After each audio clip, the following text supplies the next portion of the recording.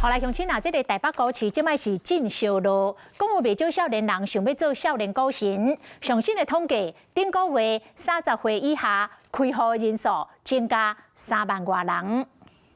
护国神山真的好威，带领台股继续向前冲，气势如虹。4号又改写盘中新高纪录。AI 的影响实在是有够大。证交所公布到10月底进前，集中市场总开户数1366.21万人，纪录是变新高。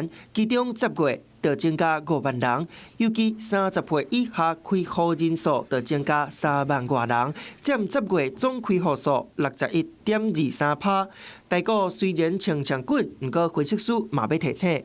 所以短线上创了新高之后，确实有可能会转趋震荡哦，因为接下来大家还是会屏息以待，包括像是 NVIDIA 的这个财报的状况哦。短线起较济，指数震动是难免，就看台积电会当带领台股行偌远。专家分析，台积电起一颗大概会当贡献台股8点，若是股价徛到1550块到1555块，有可能互台股市值达到100条。不过股市继续写纪录，专家嘛提醒操作国外更加细致保守。11月整体的一个指数在这边短期震荡的可能性是比较高的。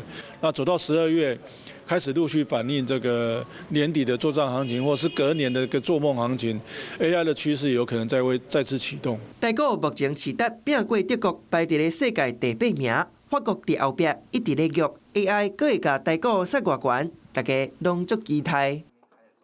Hello， 我是张新文。想要抢先掌握最及时的新闻资讯吗？赶快订阅、按赞、开启小铃铛，锁定华视新闻 YouTube 频道。